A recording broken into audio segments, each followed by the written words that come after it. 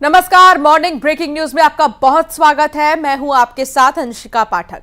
सतना की बात करेंगे, जहां रेलवे स्टेशन पर हत्या की सनसनीखेज वारदात हुई है। 30 साल के युवक की पत्थर से कुचलकर हत्या कर दी गई। हत्या स्टेशन के प्लेटफॉर्म नंबर 1 पर वीआईपी रेस्ट हाउस के सामने हुई है। प्लेटफॉर्म पर हत्या करने के बाद आरोपी फरार हो गया है।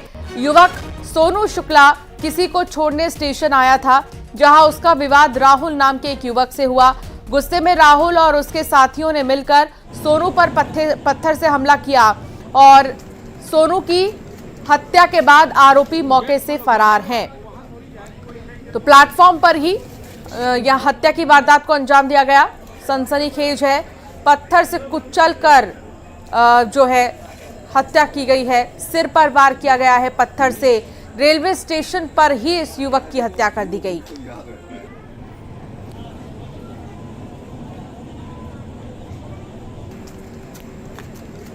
चौकी उपस्थित आके सूचना दी कि क्या बोलते सोनू शुक्ला की प्लेटफॉर्म नंबर 1 के वीआईपी प्लेटफॉर्म पर पत्थर से राहुल ने और राजा ने उसको मार दिया है, पत्थर पटक दिया। जिसकी सूचना पर हम तुरंत आके घटनास्थल देखे तो देखे तो सोनू शुक्ला की मृत्यु हो चुकी थी।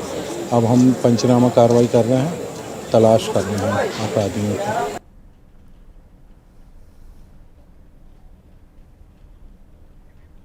शिवेंद्र बघेल संवाददाता साथ जुड़ गए हैं। शिवेंद्र, क्या जानकारी मिल रही है, किस बात को लेकर हत्या की गई है? देखिए, पुराने परिचित थे और जो मृतक है सोनू शुक्ला, तो वो किसी परिचित को छोड़ने रेलवे स्टेशन पहुंचा था और ये इन दोनों का आमना सामना हुआ और एक दूसरे से बातचीत करते रहे और अचानक इन दोनों के बीच में गहमा गहमी हो गई और फिर सोनू शुक्ला की बड़े पत्थरों से कुचलकर हत्या कर दी गई। हत्या के बाद आरोपी जो राहुल है वो फरार हो गया है। घटना की सूचना पर आरपीएफ मौके पर पहुंची और सबको अपने कब्जे में लेकर पंचनामा कार्रवाई की है और हत्या का मामला दर्ज करके आरोपी की तलाश की जा रही है। लेकिन सबसे बड़ा चौंकाने वाली बात ये आई है कि सतना का रेलवे स्टेशन है, जहां सुरक्षा के पुख्ता इंतजाम होते हैं, और वहां पे इस तरह की बड़ी वारदात करके आरोपी को भाग जाना कहीं न कहीं पुलिस पर सवालिया निशान खड़ा हो रहा है। बहुत शुक्रिया जानकारी साझा करने के लिए शिवेंद्र। और अब बात धार के एक्सीडेंट की, जहां भीषण सड़क हादसे में 8 लोगों की मौत हो गई थी। एक बुजुर्ग की हालत गंभीर बताई जा रही है। तेज रफ्तार बेकाबू कार डंपर में जा घुसा। हादसे में कार में सवार 8 लोगों की तो मौके पर ही मौत हो गई। ये लोग टांडा से गुना जा रहे थे। घटना के बाद जिस गाड़ी से कार टकराई थी वो वाहन चालक भाग निकला। हादसा इंदौर अहमदाबाद हाईवे पर हुआ है।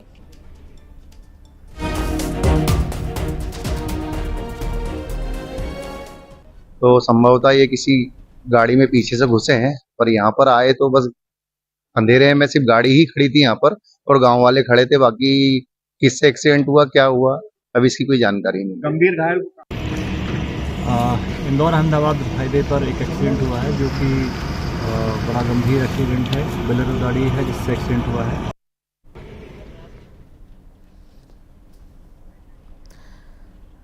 नवीन मेहर संवाददाता साथ जुड़ गए हैं धार से। नवीन, जिस तरीके से डंपर में कार जा घुसी और फिर इतना बड़ा हादसा जहां 8 लोगों की मौत हो गई है, इस मामले में डंपर किसकी थी, ड्राइवर कौन था, कहां वो भाग निकला, कुछ पता चल पाया अब तक?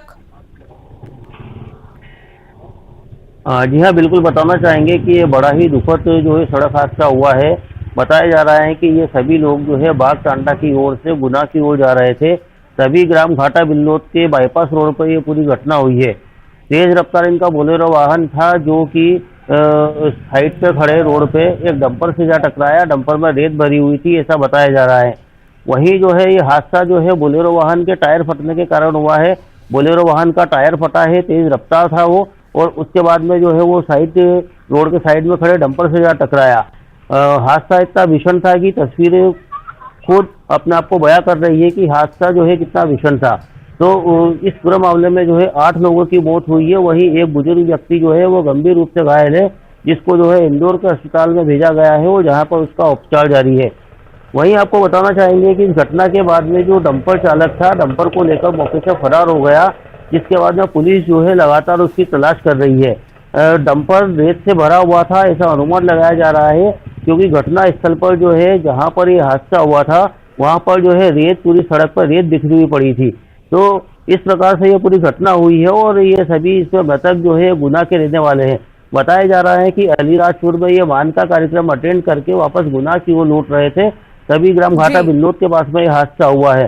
फिलहाल जो है सभी डेड बॉडी जो है वो इंदौर के अस्पताल में पहुंचा दी गई है, जहां पर सभी का पीएम होगा। वही घायल जो है, घायल बुजुर्ग व्यक्ति, उसका भी उपचार फिलहाल जो अभी जारी है और अभी उसकी हालत जो ठीक है। वहीं जो है घाटा बिल्लोद और बेतमा थाना पुलिस जो है पूरे मामले की जांच में भी जुटी हुई है और डंपर चालक जो है उसको ही पकड़ने का प्रयास किया जा रहा है। जी, बहुत शुक्रिया जानकारी साझा करने के लिए नवीन, और नजर बनाए रखिएगा, कोई भी अपडेट होगा हम फौरन आपके पास आएंगे। खबरों में आगे बढ़ेंगे, बात करेंगे जशपुर की, जहां नाबालिग लड़की ने खुदकुशी कर ली है। खुदकुशी से पहले सोशल मीडिया पर उसने एक पोस्ट भी किया है। नारायणपुर थाना क्षेत्र के खुदमुरा की यह घटना है और यहां पर एक नाबालिग ने सुसाइड किया है, खुदकुशी की है। लड़की ने खुदकुशी से पहले एक नोट भी लिखा, सुसाइड नोट भी मिला है। सोशल मीडिया पर ही इसे पोस्ट किया गया है। सोशल मीडिया पर उसने कुछ बातें पोस्ट की हैं। अब उनके आधार पर आगे जांच की जाएगी और जो भी लोग इस पोस्ट से जुड़े होंगे उनसे भी पूछताछ होगी।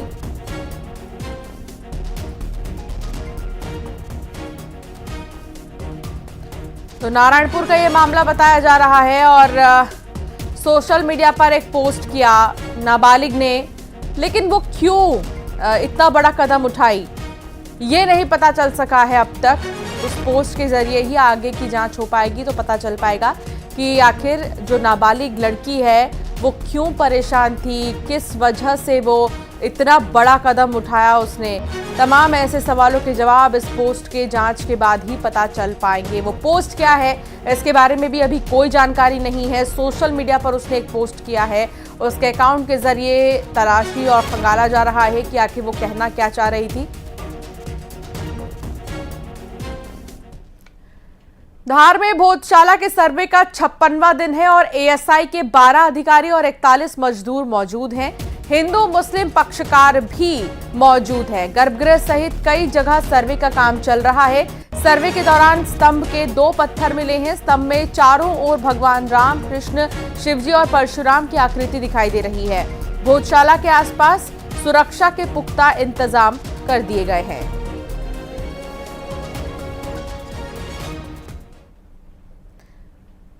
बलरामपुर में अपहरण और दुष्कर्म का आरोपी गिरफ्तार कर लिया गया। शादी का झांसा देकर नाबालिग से दुष्कर्म किया गया था। 25 मार्च से बच्ची गायब थी।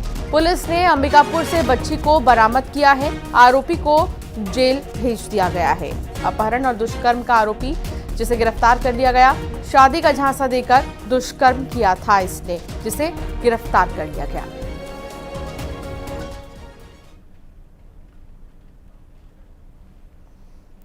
और अब खबर रतलाम से, जहां नामली कृषि मंडी में विवाद का मामला सामने आया। किसान और हमाल आपस में ही भिड़ गए।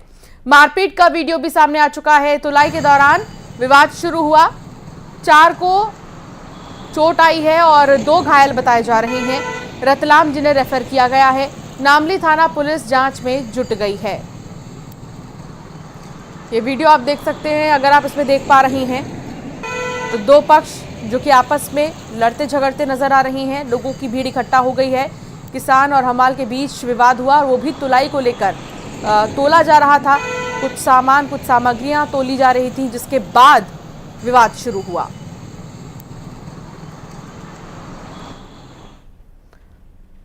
और अब खबर बलौदा बाजार की, जहां लोग भीषण गर्मी में पानी की किल्लत से जूझ रहे हैं।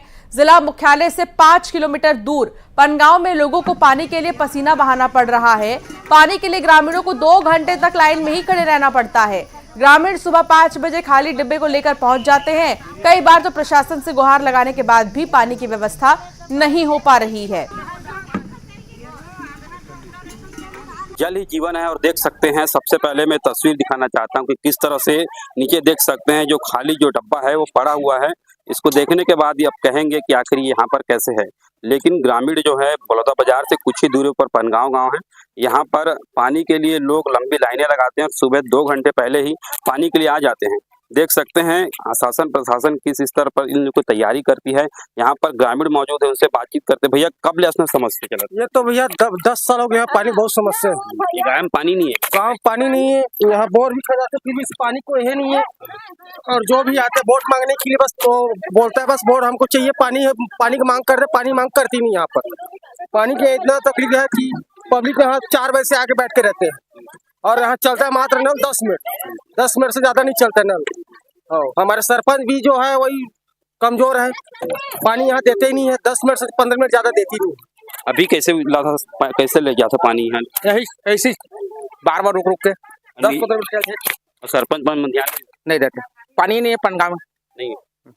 देख सकते हैं पानी को लेकर तमाम समस्याएं। एक बार और तस्वीर में दिखाना चाहता हूं कि किस तरह से लोग पानी को ले जाने के लिए यहाँ पर लंबी लाइनें लगाते हैं। उसके बाद 2-3 घंटे यहाँ पर लाइन लगाने के बाद पानी मिलती है और शासन प्रशासन को इस पर ध्यान देना चाहिए ताकि लोगों को पानी मिल सके। योगेश यादव, न्यूज़ 18, बलौदाबाजार। मध्य प्रदेश में 18 जून के आसपास मॉनसून आ जाएगा। भोपाल और इंदौर में मॉनसून की दस्तक होगी। 20 जून तक होने की संभावना है मॉनसून की दस्तक। भोपाल, उज्जैन, इंदौर, नर्मदापुरम, ग्वालियर, चंबल संभाग में सामान्य से ज्यादा बारिश हो सकती है। 106% तक बारिश होने के पूर्वानुमान जताए गए हैं। जबलपुर, सागर, रीवा और शहडोल संभाग में कम बारिश की संभावना है और प्रदेश में औसत बारिश 100% रहने के आसार हैं। फिलहाल मध्य प्रदेश में तेज गर्मी का दौर चल रहा है। आने वाले 5 दिन प्रदेश के कई हिस्सों में हीट वेव का अलर्ट जारी किया गया है। सुकून की बात तो है ही कि बारिश होगी कुछ दिनों बाद, 5 से 10 दिन बाद जो है बारिश हो सकती है, लेकिन उससे भी बड़ी बात यह है कि अभी मौजूदा समय में हीट वेव का अलर्ट जारी किया गया है कि आने वाले कुछ दिन हीट वेव को देखते हुए सावधानियां बरतनी होंगी।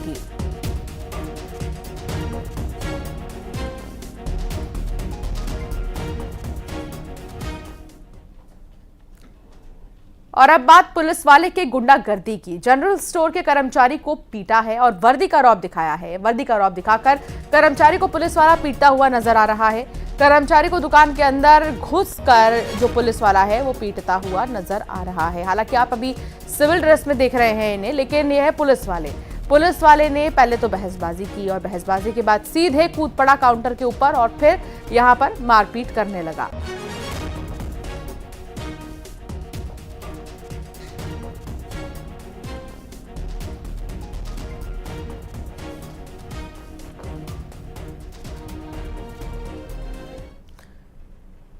मुरैना में अस्पताल में महिला से छेड़छाड़ की गई है। वार्ड बॉय पर महिला से छेड़छाड़ का आरोप लगा है। इंजेक्शन लगाने के बहाने ही महिला से छेड़छाड़ की, किसी को बताने पर जान से मारने की भी धमकी दी गई है।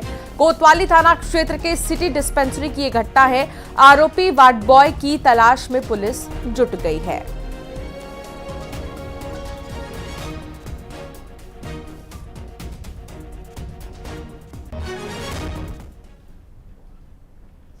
इंदौर में चाकू मारकर युवक की हत्या का मामला सामने आया है। शराब पीने के विवाद में यह हत्या की गई। युवक सुरेंद्र की चाकू मारकर हत्या कर दी गई। एरोड्रम थाना इलाके में यह वारदात हुई है।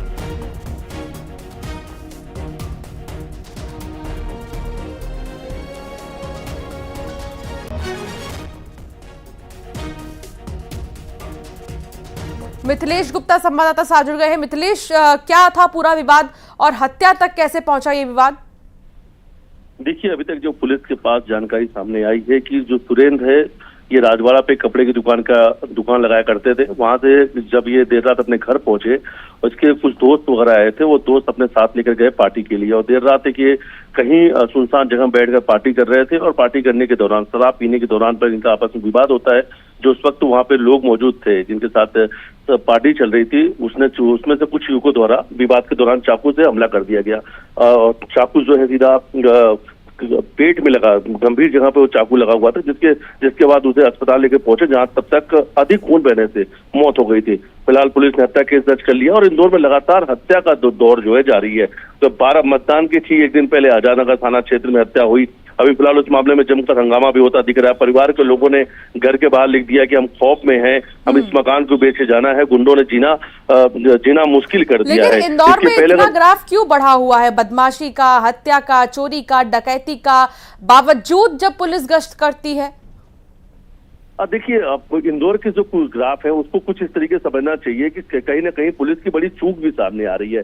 क्योंकि अगर हत्या के पहले की अगर कुछ एक घटना मैं आपको बताना चाहूंगा कि 13 तारीख के दिन, जिस दिन परदेसीपुरा में मतदान के दिन जमकर बवाल हुआ, कांग्रेस नेता बब्बू यादव के घर पर कुछ अपराधियों द्वारा हमला कर दिया जाता है।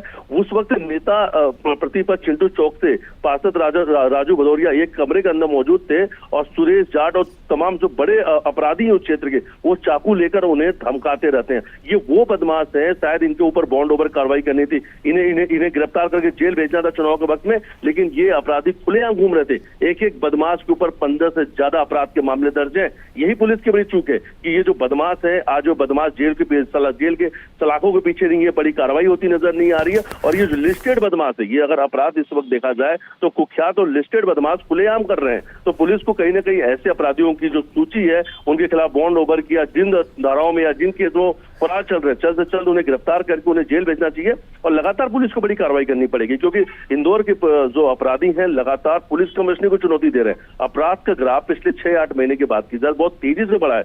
चैन स्नैचिंग, लूट, हत्या, तमाम गुंडागर्दी, ये जो केसेस हैं या इस प्रकार के जो संगीन अपराध हैं वो इंदौर से ज्यादातर सामने आ रहे हैं। तो कहीं ना कहीं इंदौर में इस वक्त अपराध जो बहुत तेजी से बढ़ रहा है और अपराध बढ़ने के बाद लोग इसे अब क्राइम कैपिटल भी कहने लगे हैं कि इंदौर मध्य प्रदेश के अंदर क्राइम कैपिटल बनता जा रहा है। आए दिन यहाँ पर बड़ी वारदात हो रही है। बहुत शुक्रिया मिथिलेश जानकारी साझा करने के लिए। मनेंद्रगढ़ में खून से लथपथ युवक का शव मिला है। रईस अहमद नाम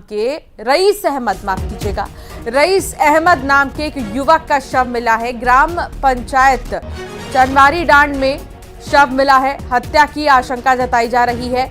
मनेंद्रगढ़ कोतवाली क्षेत्र का यह मामला है और खून से लथपथ एक युवक का शव मिला है। रईस अहमद नाम से इसे पहचाना गया है और इसका शव मिला है, जिसके बाद अब जांच हो रही है। हत्या की ही आशंका जताई जा रही है।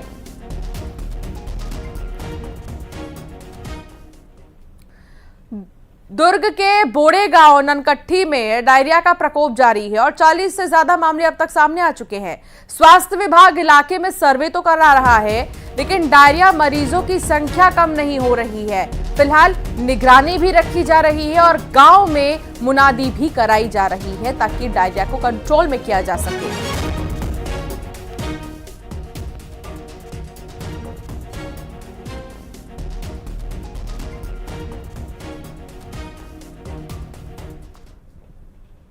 और अब बात ग्वालियर की, जहां स्विमिंग पूल के पानी से बच्चों के बीमार होने से जुड़ी खबर में डीआरडीओ से स्विमिंग पूल के पानी के सैंपल की रिपोर्ट सामने आ गई है।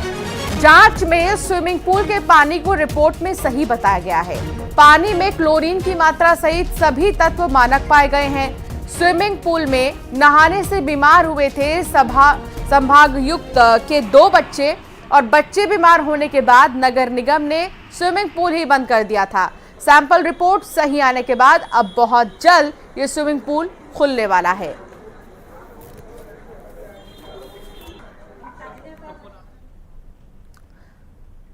और उज्जैन की बात होगी, जहां के दताना गांव में एक किसान परिवार की बेटी राधा सिसोदिया गुजरात में लगी नौकरी छोड़कर वापस घर आ गई है और अब वो जैविक खाद और कीटनाशक बनाने का काम कर रही है। साथ ही खुद ही ड्रोन से किसानों के खेतों में फसल पर छिड़काव भी कर रही है।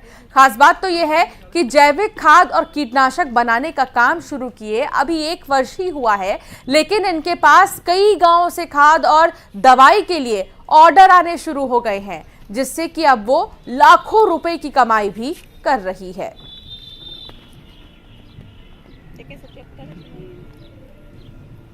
सर हम घर पे सारी जैविक दवाइयाँ, कीटनाशक बना रहे हैं सर, नीमास्त्र, ब्रह्मास्त्र, अग्नियास्त्र दवाइयाँ, और सर हम टॉनिक बना रहे हैं, जीवामृत वगैरह, और सर जो है हम खाद बना रहे हैं, घन जीवामृत और सर वर्मी खाद वगैरह, और मैं सर इसकी ट्रेनिंग निःशुल्क देती हूँ सर।